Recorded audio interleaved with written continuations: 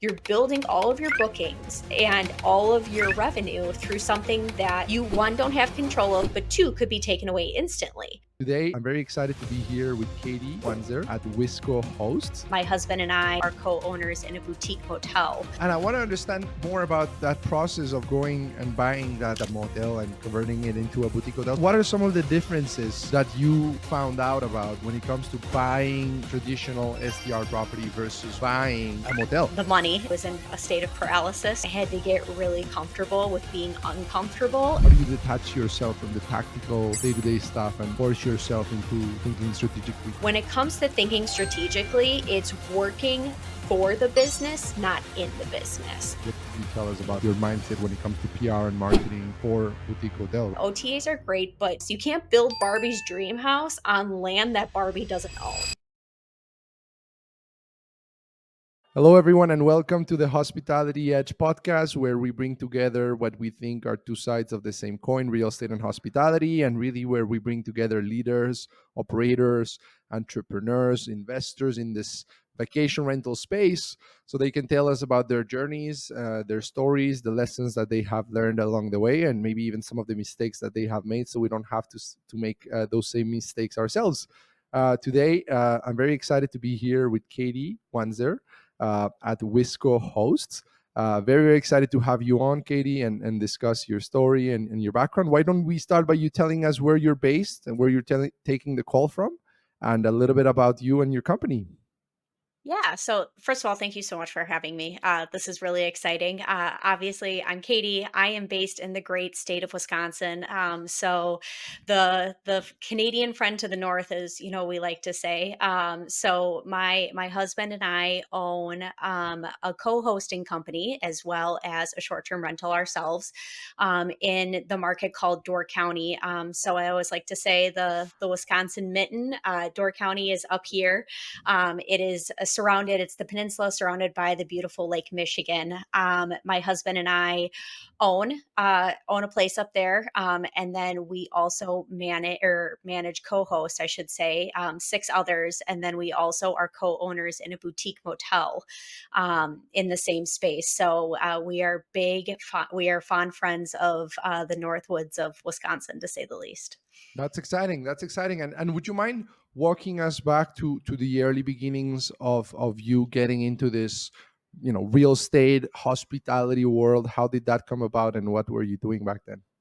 Yeah. So my corporate background is in marketing and public relations, and then Mhm. there was a time where I did go into, I'm going to say, the stint of hospitality, doing a lot with like board of directors hospitality, employee engagement events, really kind of doing like big scale event background. And so for me, obviously I've been on different sides of hospitality. So that was kind of my first start there as me as an individual. Back in 2021, my husband and I, like any true millennial, were trying to think about how can we create generational wealth for ourselves? Like, what can we do to reinvest our money so that it's not sitting in a traditional 401k, Roth IRA, all of that. And so my husband, being the entrepreneur that he is, was like, hey, maybe we should buy some real estate and like get a short-term vacation rental. Go into a market that we know and love, which is Door County. For Mhm. us, it's about 3 hours north of us. And, maybe that's just a great way for us to reinvest our money to not only, one, be able to create some passive income, but two, just to, help grow our financial portfolio. And my initial thoughts to him was, dude, you are crazy. Like, we both worked full-time corporate jobs at the time. I'm not going to go buy another house. We barely could get into the house that we were in, just from a standpoint of, obviously real estate shortages at the time when we bought our house, etc. Well, long story short, he somehow magically convinced me this was a great idea, and we started looking. So we purchased our first property in October of 2021 in Door County. Door County is a very big tourist area. It's all mom and pop motels, restaurants, you name it. There's nothing corporate or chain up there. And it's called the Cape Cod of the Midwest. So a lot of the tourism that they get is from Minneapolis, Chicago, St. Louis. So they really pull from a lot of the big Midwest cities. And so we purchased a house there that was a short term rental beforehand, and we flipped it. So did a lot of cosmetic updates, did some structural updates as well. The house is an old farmhouse, and we started renting it then in at the end of 2021. It was a quick flip into our first property, which is Northwoods Farmstead. And so from there, then it was kind of learning the ropes of, how to one, not only manage a short term rental, but then two, really I want to say honing in on what the guest experience was going to be like. Obviously, with my background in hospitality, my husband also has a background in hospitality before his current tech job. And so for us, it was how can we create like a really memorable experience for our guests, but also to be able to cater to them to the point where the house and the experience is something that they'll want to keep continuing to come back to. So Northwoods was up and running. We were part of another group, Bodyssey, and some people had reached out to us about, hey, we're looking in the area, the space. We'd love some of your help. Like we're looking at these houses. What do you do for cleaners, etc. And we really kind of, I want to say, became like kind of a brain trust for people who were just starting out in this group. And essentially, it then led us to them being like, hey, do you want to co-host for us? Like we bought a house, we would love for you guys to co-host. We love what you're doing from a technology perspective, guest communications, etc. And from there, it really just kind of snowballed into our current portfolio that we have. So like any traditional entrepreneur, we were like, okay, short term rentals are fun. What can we do next? And then last September, along with some friends of ours, we bought a 15-room motel as well as a house that's on the same property. It's actually where the old owners lived. And we completely gutted and renovated that into a boutique motel, which is conveniently down the road from the rest of our rentals. So we have really kind of taken the gas that came with the matches and really kind of expanded very quickly in the space. And so now we kind of have our foot in the short term rental space as well as the motel space, which has been amazing. It's been a great journey. That's so exciting, and I want to understand more about that process of going and buying that hotel, right? That motel and converting it into a boutique hotel. So let's start with what are some of the differences that you found out about when it comes to buying a residential property, traditional SDR property versus Yep. what you went through in buying a motel. Yeah, I mean, well, first of all, the money. When we had to buy it, I think I was in a state of paralysis for, obviously how much money we had to put down and we along with our business partners, we have no investors. It's just the four of us. So it's really having the confidence to really put a risk in yourself and put the confidence in yourself to make it go. I think the biggest thing is that I am a very right-brained person. I am very creative. I don't like numbers. Numbers has never really been my thing. And for me as an individual, I had to get really comfortable with being uncomfortable and having to look at spreadsheets and cash flow and talking about things about, obviously dynamic pricing is something that we still do. But like getting comfortable with the numbers so that the numbers make sense with the decisions that, we made, the four of us. But I think it's a whole different process because obviously a lot of short term rentals are zoned residential. So you have those sets of rules that you have to follow. But then also with commercial, especially like from a state level for us, it's learning everything from the fact that like we have to get our water tested every quarter. It's learning about how taxes work in this space. So it's really getting comfortable with the uncomfortable things that you don't know, but then also just like how you operate completely differently. So for us, it was a lot of number crunching a lot of time. But I think the other big thing too is that the four of us really wanted to create the same a really great, amazing guest experience.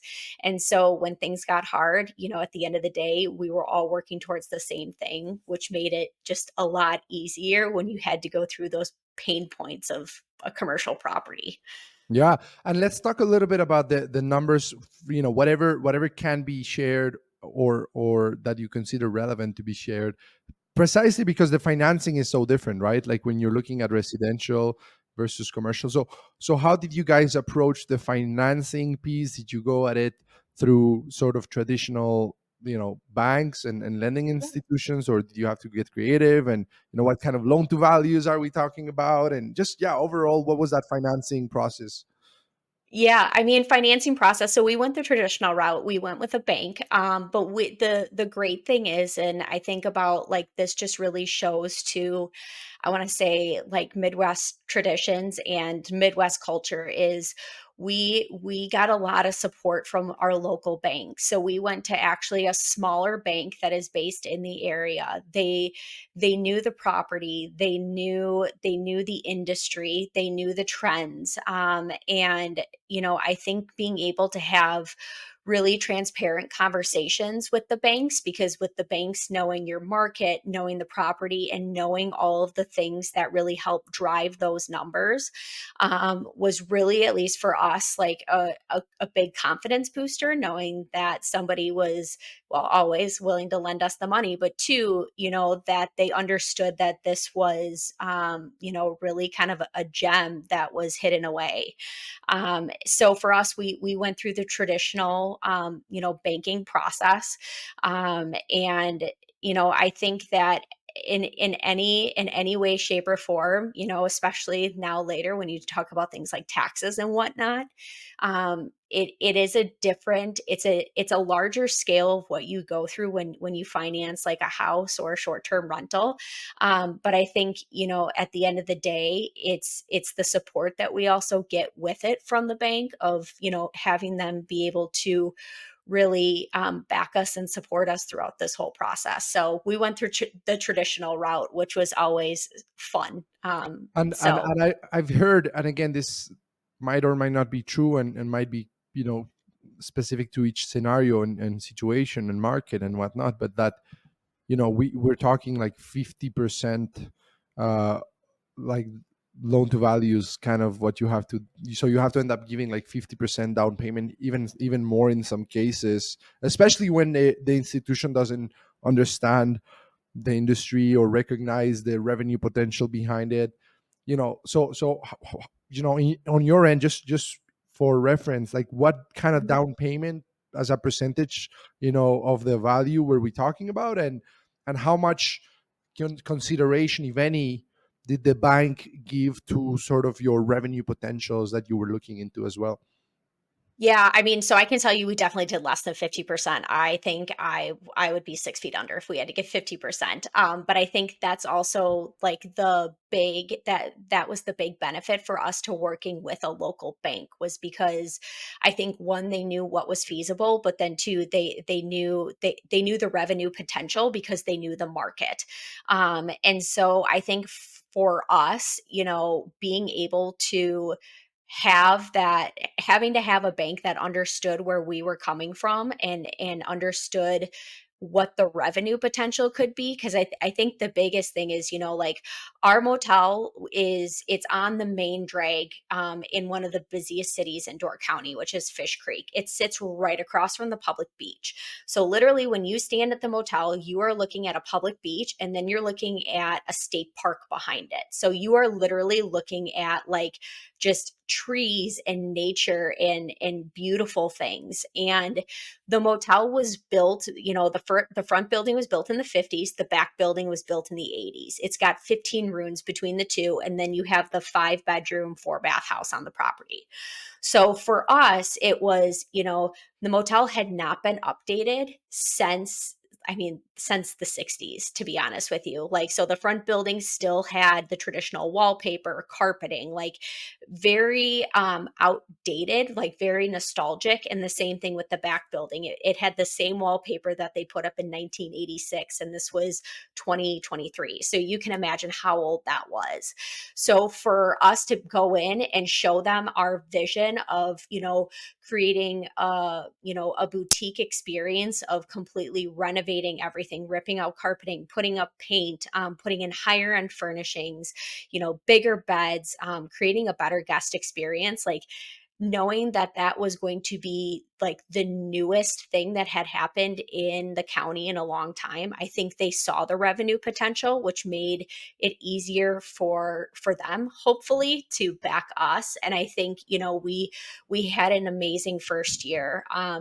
We our occupancy numbers have been through the roof. Like we have really worked hard with our team, the four of us, and our team on the ground, to really create a amazing guest experience. And I think it's really starting to show. Granted, we had an amazing summer weather-wise in the Midwest, which really helped.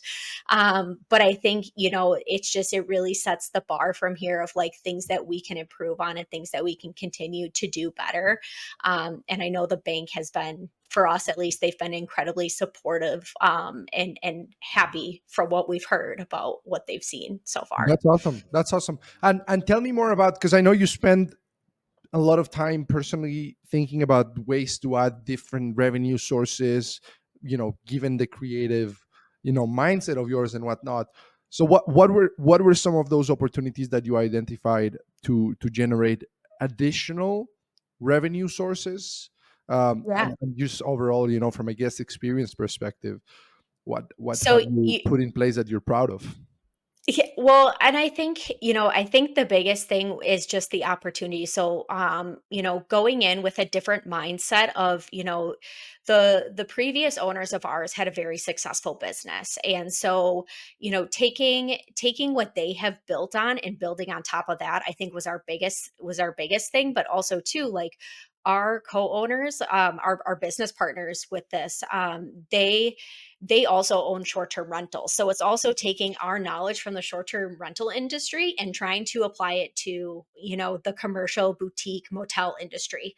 Excuse me. And so for us, it's things like dynamic pricing. So obviously looking at our pricing differently of if you come in and stay a Monday through a Wednesday during the week in July, like you're going to pay less than if you stay a Friday through a Monday, knowing that there's going to be higher demand. So for us, like it was really one looking at our pricing strategy, which has really helped with our revenue, especially with our revenue management.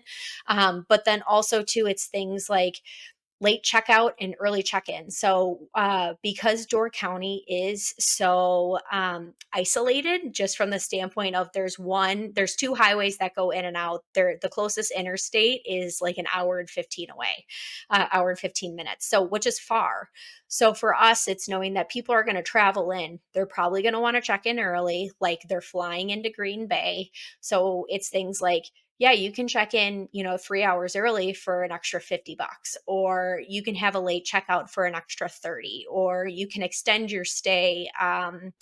And if you extend your stay, we'll give you 10% off. So it's like 10% off that price for that next night. So Mhm. it's really looking at things that we can do like that. I think the other biggest thing, too, for us at least, from any traditional motel perspective, is looking at like what your staffing looks like. Because obviously, labor is going to be the biggest line item on anybody's ledger. And so for us, putting in being a self check in motel, so kind of like a short term rental, you get a code that says, hey, Sebastian, you're in room 9. Here's your code. Like, enjoy your stay. Here's a digital guest book for you to look at. Here's our recommendations. We have a discount page for local businesses that we've partnered with. So it's really like not having somebody have to sit at a front desk for 16 hours a day to check people in. So obviously doing that, which has been huge, but then also too, like making sure that, we have enough cleaners on site and handymen. So it's really kind of also, I want to say, like, really looking at how we manage our labor, because labor can just be the biggest expense item on anybody's P&L. And so trying to look at it from a holistic perspective, and making sure that it obviously doesn't impact the guest experience, because obviously it's easier for you to walk to an office and be like, hey, my toilet's running in 13. But the beauty of our system is they can send us a text and it comes to, our front desk team. We have virtual assistants that run our front desk, answer phones, text messages, check people in virtually, etc. It's easier as sending a text being like, "Hey, I'm in room 13, my toilet's running. Can you send a handyman out?" And then us replying, "Yeah, sure, not a problem. We'll call him. He'll be there in an hour." So I think it's really also just looking at how we can optimize things to really help increase our revenue and keep our expenses low. That's interesting. And from a staffing perspective, I'm curious to know if you kept part of the staff that was already in place. Like, did it come with the acquisition, right? Or did you bring in your own staff, your own infrastructure, as far as, let's say, cleaning and maintenance goes? What did you learn about that process of, like, because they had been doing this a certain way for Yeah. however many years. What was your process of looking at that and thinking, okay, could we use some of that, staff and talent that's in place, or should we completely, bring our own kind of standards to the table, maybe a hybrid? What was your approach? Yeah, so I mean, so the old owners, they were the jack of all trades. So they cleaned the rooms themselves. They had some summertime Oh help that wow. came in part-time, but they sent out their laundry. They were the handyman, like they were the front desk. They were everything. So obviously when they sold their business and they retired, we didn't have a staff to hire. Um, which, the true blessing, I want to say, with the fact is that Mitch and I have been in our rentals are in this market. So, we knew we had our cleaner. We knew our cleaner who could help us hire. We had a handyman already on standby to help with our properties. So we were fortunate enough to have that structure there already, but we honestly had to hire from the ground up. We hired our front desk assistants. One of them lives on the East Coast. The other one is a nomad. Her and her husband travel around the country in their RV full time. And then nighttime help. We do have somebody that is overseas in the Philippines to help answer any night questions that may come up. Do some different book work for us, etc. So we spent the time hiring and training our front desk team. And then the same thing, with our cleaning team. We have a great cleaner. She's helped us hire some really great people. And for us, it's then working to figure out, okay, like, what are the processes for laundry? Because we had to put a full commercial laundry setup in the motel, because they used to send all of that off. And so for us, it's like, okay, what are our processes going to look like? How long is it going to take to clean one room? How many cleaners are we going to need, over the weekends when we're super busy and we have to turn 10 rooms out of the 15 in one day? So, for us, that was a really big learning curve to try to get all of that infrastructure in place operation wise. But we were fortunate enough to have some really great contacts up there already, that for us, it made the process a lot smoother Mhm. to kind of get that up and running. Yeah, and I'm maybe backtracking here a little bit, but I'm just curious to know, because we didn't talk about that piece. How did you find the motel in the first place? Like, what was the timeline and process involved in you finding this deal? Yeah, last year we went to the short-term wealth conference, and we had attended a session about boutique motels. And the four of us went as friends, and we're like, do you know what, like, we kind of all felt like, yeah, like we love the short-term space, but like we're all people who like a challenge. And so for us, it's like, maybe this is like the natural evolution to our next start. And so we were like, we're going to start looking for motels. And my husband and Luke, our business partner, I mean, they troll Zillow and LoopNet and all of that all the time. I jokingly say that is my husband's hobby, is he likes to look at real estate online. And so essentially, they had found this place. It literally had just gone on the market day of, and my husband has been going up to Door County for decades, and Luke actually used to work up there, so they both knew where this place was. And literally, they sent a text, and they're like, "This amazing property just came online. We got to go, and like we got to go see it. Like, let's do this right now because Door County property doesn't stay on the market long. It doesn't last long. It's a very hot market for people to invest in. So Luke and Mitch went up and looked at it, and then they're like, "All right, like we think this is going to be a home run. You got to come look at it." So Katie, the other Katie, there's two of us Katies. The other Katie was like, "Yeah, I can go," and I was slated to go, but working in PR, we ended up having a crisis, so I had to stay at work, unfortunately. So the three of them went and they're like, this place is amazing. It's got so much potential. And then from there, we literally, I want to say, we probably had an offer in less than 3 weeks, like actually less than 2 weeks, I want to say, of seeing it. And I made the decision where I would not recommend this to anybody that we put an offer in, and I literally did not see the motel or where it was or the state it was in until after we had signed the papers. That was the first time that I had seen it. So I kind of walked in thinking like this has so much potential, but at the same time, like, oh my God, like what did we just do? Cause it just like I said, it was a little outdated. It just needed some work. But it was quick. So it was a quick turn. So because of those boys and their I'm gonna say internet addiction of looking at real estate, we were able to score this one up pretty quickly. That's awesome. Yeah, no, it's interesting because it's not usually as straightforward to find motel hotel deals as it is to find real estate that's just residential. So it's good, but it's good Yeah. like to be out there looking at what comes on, just so that you can be ready, right, when something does come, and you guys were. So that's amazing. And tell me a little bit more about that process of like kind of doing that due diligence, right? So Yeah. when you were deciding even how much you should offer, like did you go exactly with the price that they were asking? Was there a lot of analysis that because it was your first motel acquisition, so like how much Yeah. did you go into it with very analytical sort of due diligence, saying, oh well, going as fancy as like discounted cash flow analysis or whatever else you might do to say, okay, you know what, this is the price I think we should offer, versus more like intuition and kind of just going based on what your intuition would tell you that this place would be worth. Yeah. Oh, once again, this is where the right brain is. That was a whirlwind.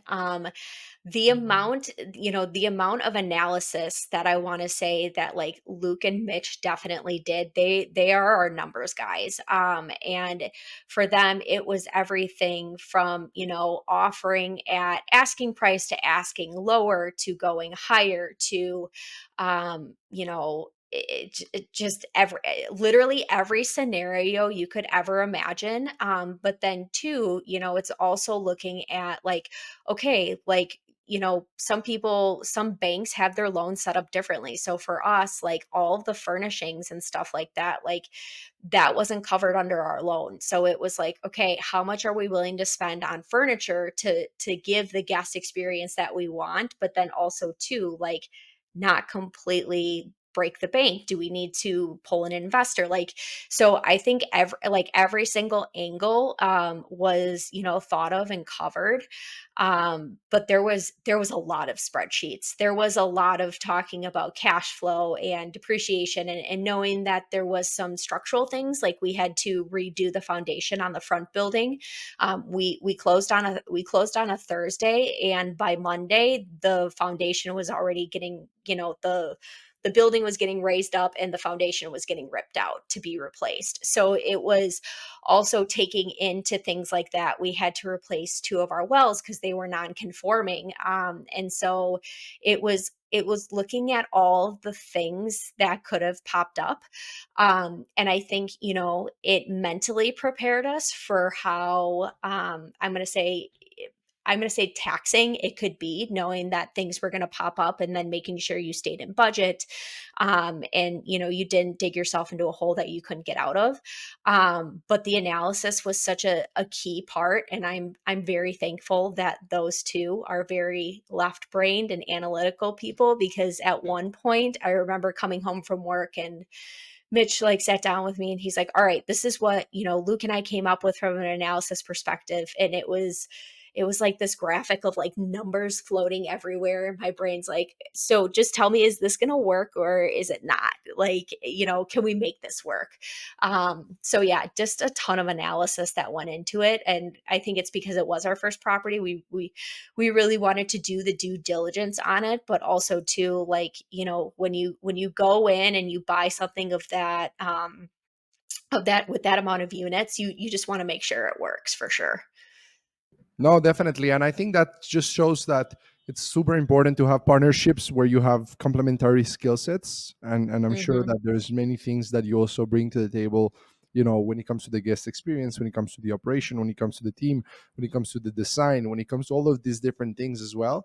And you cannot have one without the other, right? Totally. 'Cause you will not have the same, level of results. I kind of see it as, when I always start this podcast by saying it's bringing together the two sides of the same coin, real estate and hospitality, is kind of the two sides of it, right? Hospitality being the more sort of creative, more human, more psychological aspect of things, marketing, whatnot, guest experience, etc. Real estate being the more like numbers side of this business, and both are needed at the end of the day.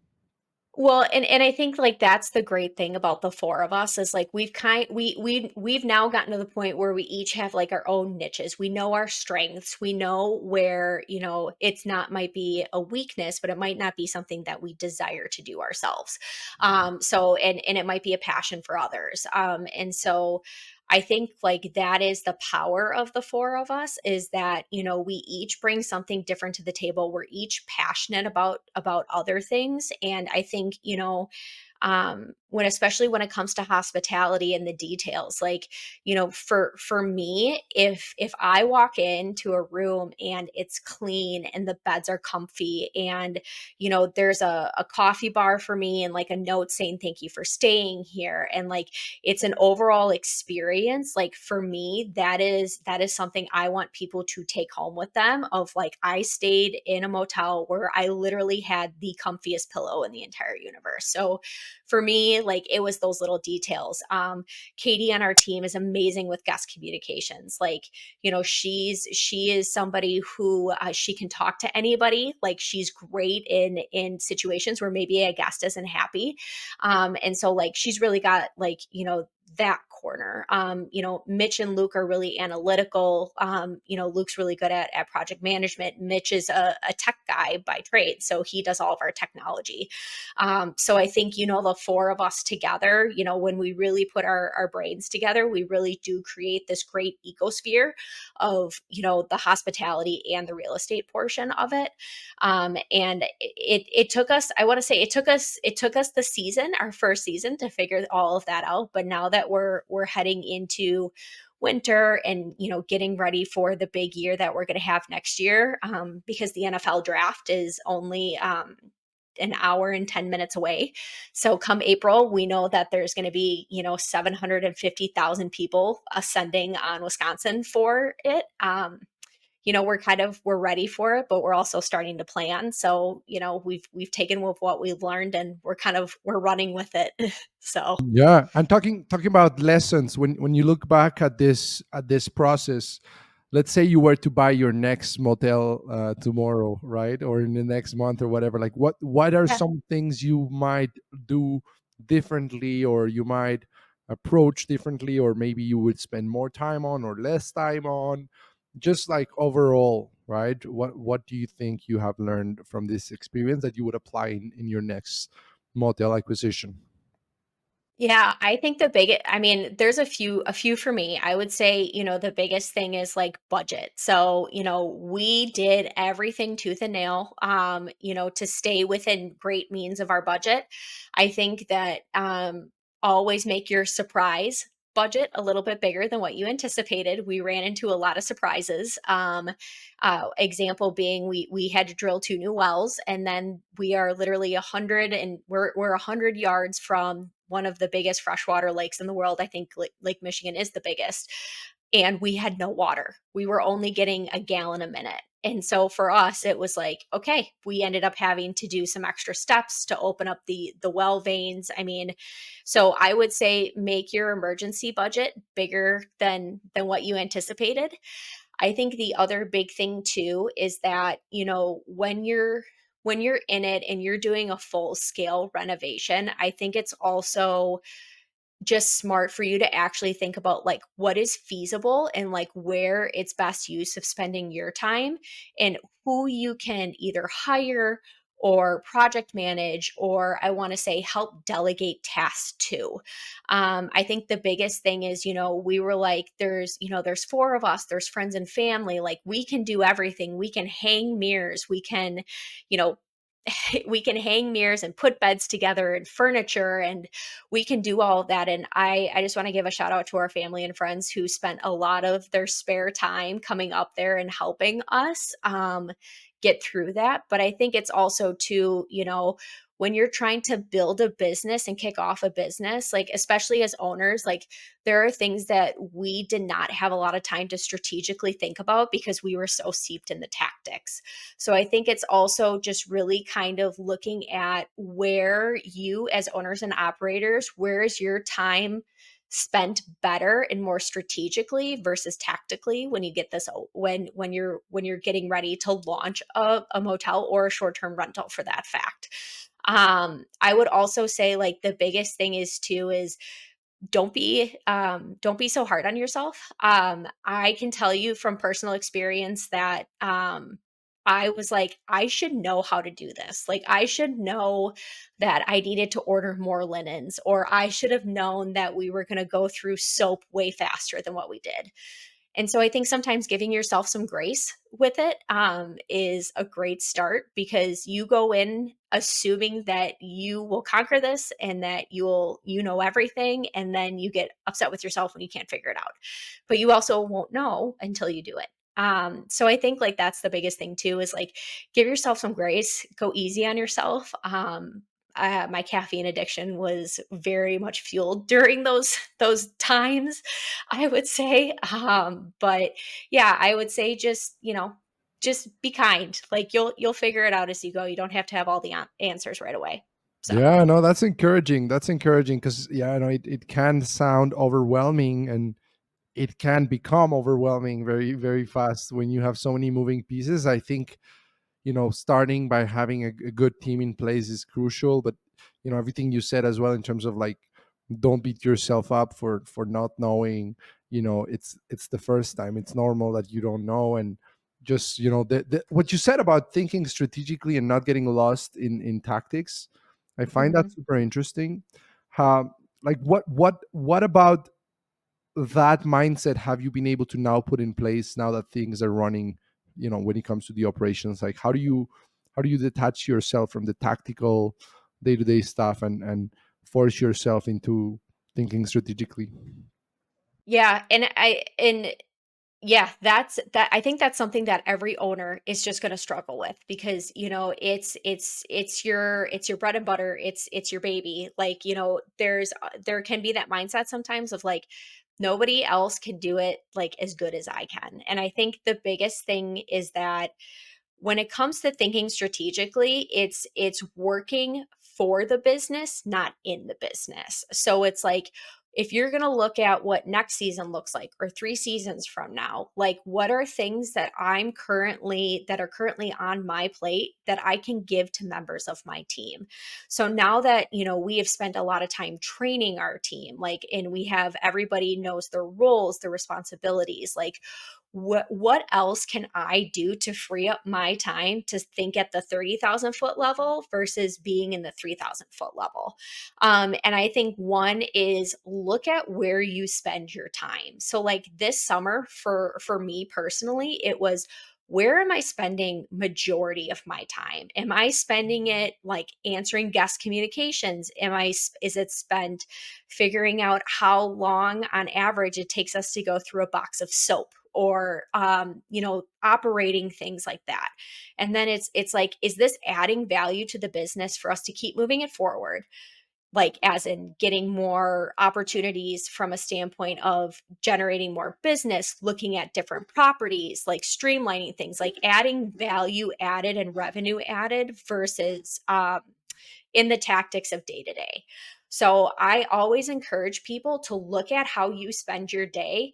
And if you are spending it on things that have I'm going to say shorter term life, like a short term life, as in, it's things that are just day to day and it's not going to help you expand or get to the next level, then you need to think about and look at, okay, how can I take some of that off of my plate? Is there somebody on my team that, has these skill sets that would maybe one, really enjoy the challenge as a growth opportunity, but then two, is this something that they might enjoy?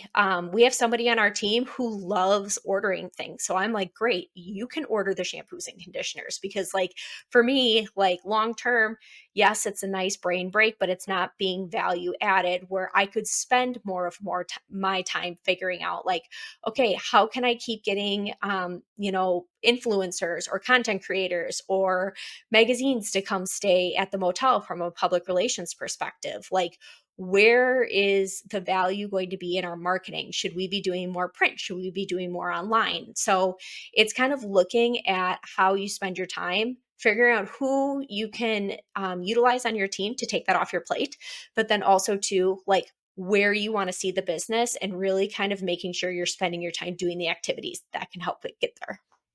Yeah, no, that's super super important and super valuable. Thanks for sharing that.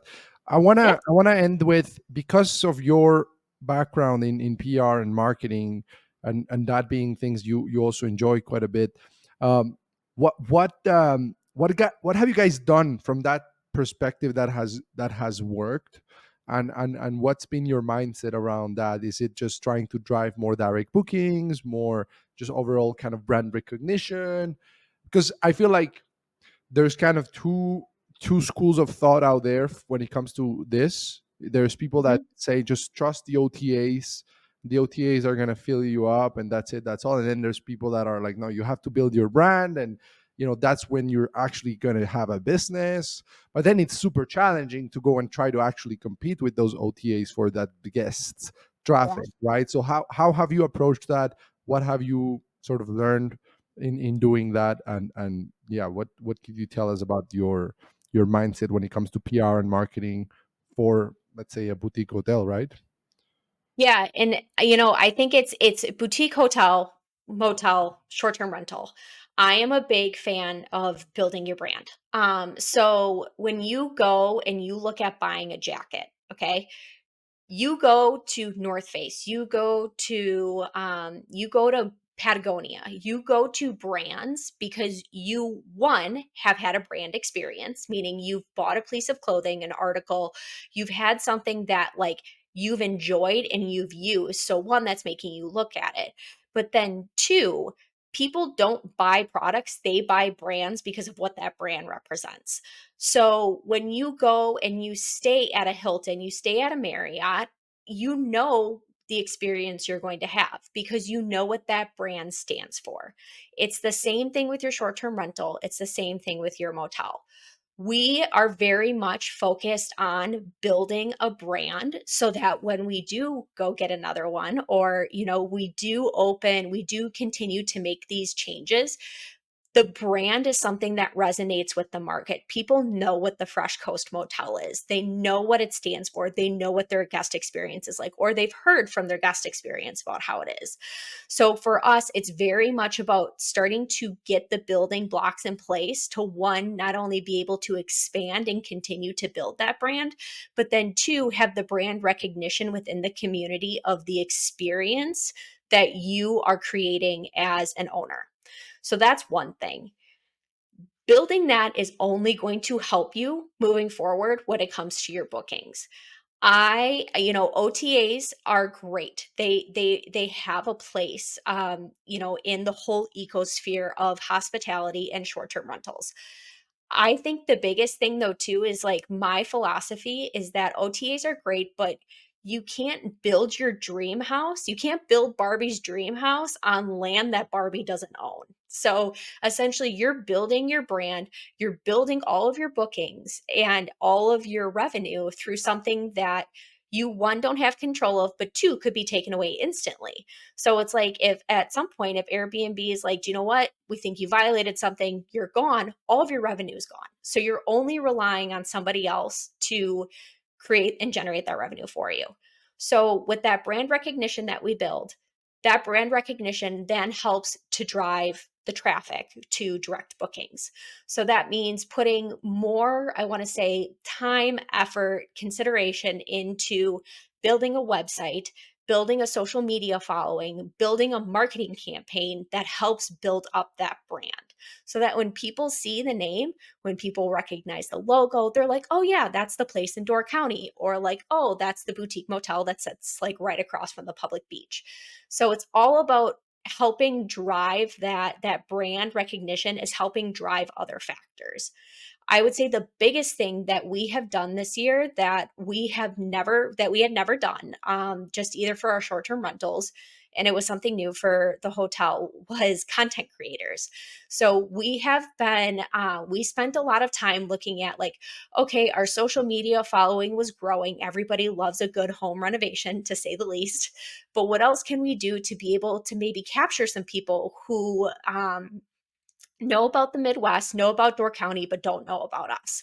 So for us, it was really working with like content creators in the Midwest and having them do reels, having them do stories, having them stay at the motel and, have their own experience, and then having them do social media through them.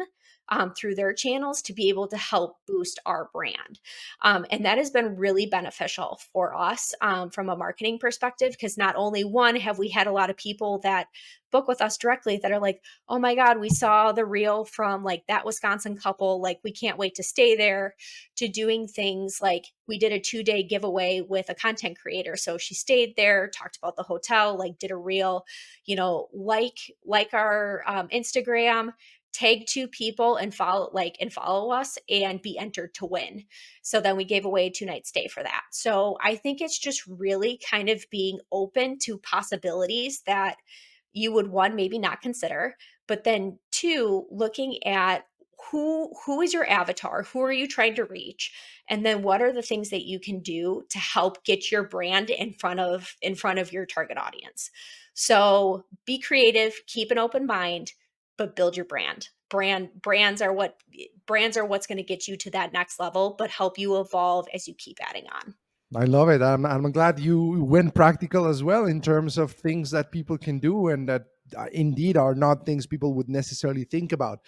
Hey, Katie, this has been amazing. I could stay here for hours with you.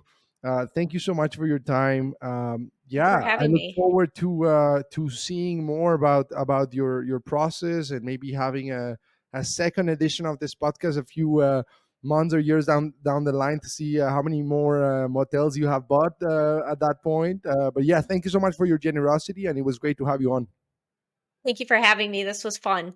Yes, it was. Bye bye. Bye.